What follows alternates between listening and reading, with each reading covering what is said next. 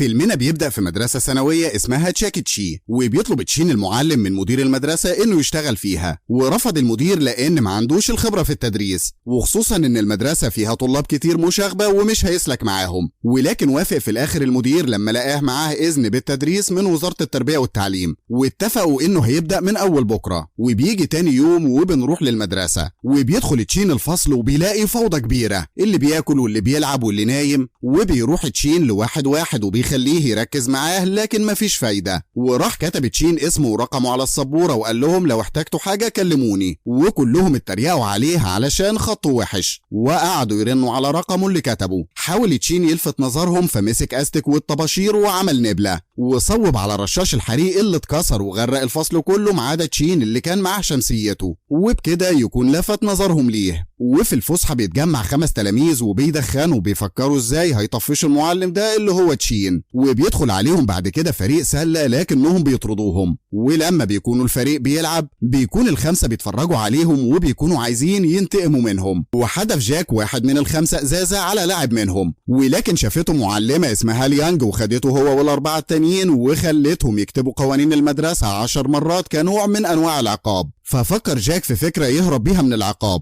وحط دودة في الورق وقال لها انه خلص ومشيوا بعد كده. وراقبوا المعلمة اللي فتحت الورقة ولقت الدودة واتخضت جدا ودلقت الشاي على باقي الورق الموجود. وبيجي تاني يوم وبيجي الرئيس هانج يبص بصة على المدرسة، وتشين بيكون داخل فصله، واللي الطلاب في الفصل بيبقوا مجهزين له مقلب، وهو طبق مية فوق الباب، واول ما يفتح يقع عليه. ولما فتح تشين الباب تفادى الطبق ورماها على جاك، وقال لهم هسألكم 3 أسئلة بمناسبة انكم بتشربوا سجاير، واللي هيجاوب صح هيمشي. وراح لجاك وقال له هات علبة السجاير وسأله عن أضرارها، واللي جاوب صح كان بيمشي فعلا. وبيبدأوا يتشدوا فعلا لشرح تشين ويستفادوا منه. والرئيس هانج بيكون قاعد مع المدير وبيقول له ان المدرسة بينجح منها عدد قليل جدا، وان لو استمر الوضع كده هيقفلوها، واداله مهلة سنة بس علشان يتعدل حالها. وبعدين بنروح لميعاد الغدا. واحد من لاعيبة كرة السلة بيضايق جاك وبيعايره انه ما عندوش ام ولا اب، وقام ضربه جاك وكله بعد كده قام يضرب في كله. وبيروح تشين للمدير اللي بيعرف انه هيفصل جاك من المدرسة وشلته. ولما بيروح تشين لجاك بيلاقيه لسه بيضرب في التلاميذ، فبيحاول يوقفه، لكن قال له جاك انه متضايق انه اشمعنى هو اللي اتفصل رغم انهم اللي قالوا ادبهم في الاول. وبيقول له تشين انه هيحاول يقنع المدير انهم يرجعوا المدرسة، واداهم 5 رسائل اعتذار علشان يدوها للمدير. وخدها ال4 تلاميذ وراحوا للمدير، ولكن جاك مشي خالص من المدرسة وشافوا تشين وزعل عليه جدا. وبعد الحصة راح تشين يقلب في ملفات ال5 طلاب، وفتح ملف جوردن وعرف انه بيحب الغنى من وهو صغير، لكن بسبب صوته الوحش وبشرته السمراء كان بيتعرض للتنمر. وبعدين فتح ملف جلاديس وعرف انها بتحب سباق العربيات جدا ونفسها تشارك في واحد منهم، وان ابوها بيهتم باخوها اكتر منها، عشان كده قررت تتشبه بالولاد وتقص شعرها. وبعدين فتح ملف كريس اللي عرف ان امه سابت ابوه وراحت تتجوز واحد غني، وابوه كان بيهمله وبيعامله وحش، فقرر يهرب من العالم ده ويدخل عالم الجيمينج.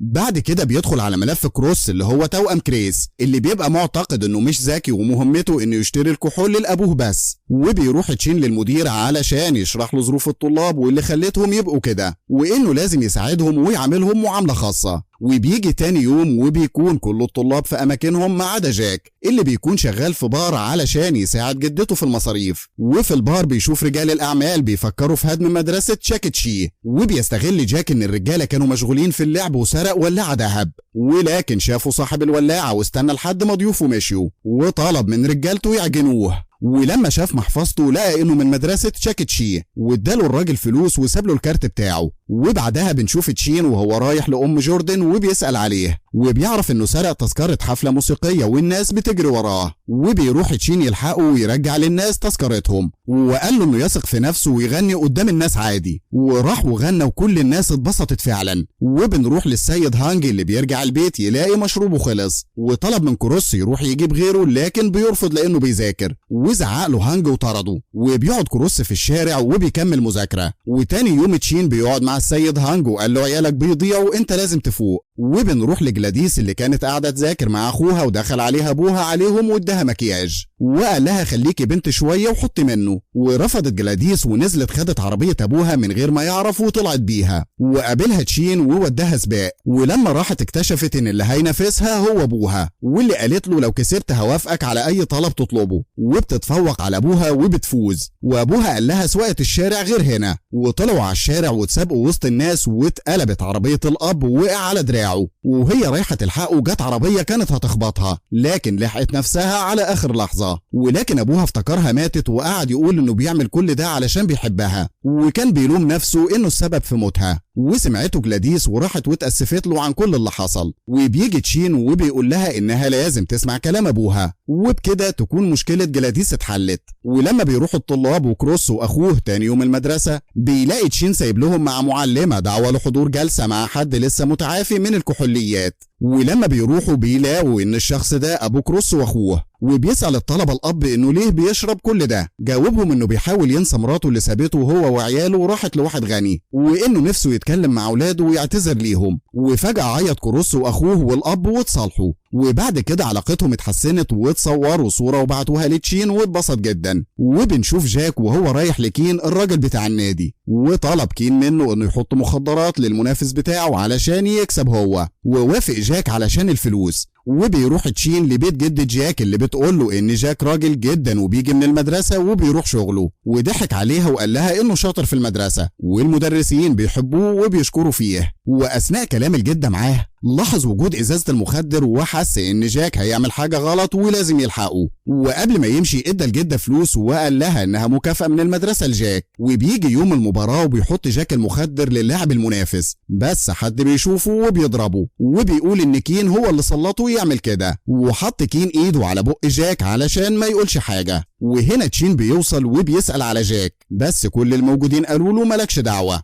ولما سمع تشين صوت جاك بيصرخ بيبقى عايز يروح له، بس اللي في المكان بيهجموا على تشين ولكن بيتصدى لهم وبيضربهم بقوة رغم عددهم الكبير إلا إنه تفوق عليهم. وبنشوف بعد كده المقاتل المنافس لكين وهو بيتصدى لتشين وبيضربه بقوة شديدة، ولكن برضه اتصدى له تشين وقاتله بقوة وتفوق عليه. وبيروح المستشفى والطبيب المعالج لتشين قال له ان في طلقة في دراعه، بس تشين مرضاش يقول له سببها. وبيكون ضابط الشرطة عايز كفالة من جاك علشان ما يحبسهوش، وبيدفع تشين الكفالة. وراح لمكان عمل جدته بعد كده وقال له انها بتتعب علشان وانه لازم يرجع لدراسته ويتفوق عشانها. وبتتذاع خناقة تشين في التلفزيون، وبنعرف انه كان طالب مشاغب في مدرسة شيكيتشي، وعشان كان دايما بتاع مشاكل قرر المدير ينقله مدرسة عسكرية علشان يظبط سلوكه. وبيروح تشين وبيكبر وبيتخرج من المدرسة وبيبقى ضابط في الجيش، لكن بعد سنتين استقال وراح يدرس في مدرسته. وبنروح للمدرسة وبنلاقي تطور كبير في مستوى الطلاب، وبيتجمع الطلاب وبيتكلموا وبيحكي كل واحد نفسه يدخل كلية ايه.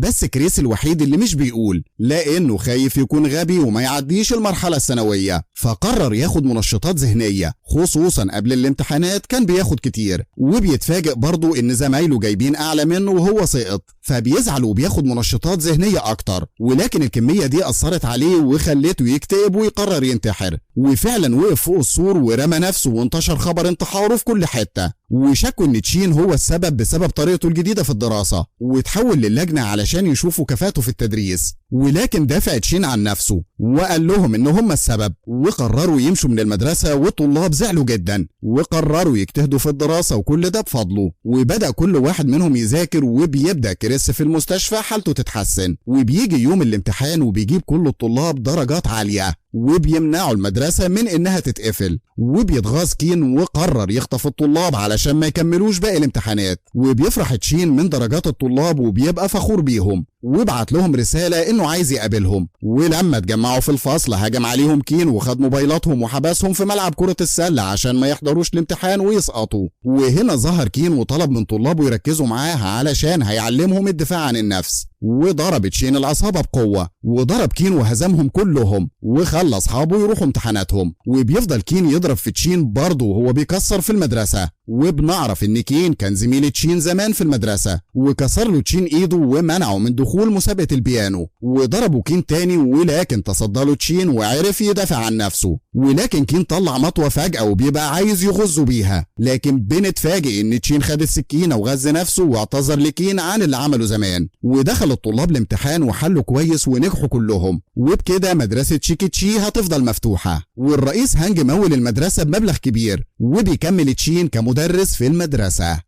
وبكده يكون فيلمنا خلص.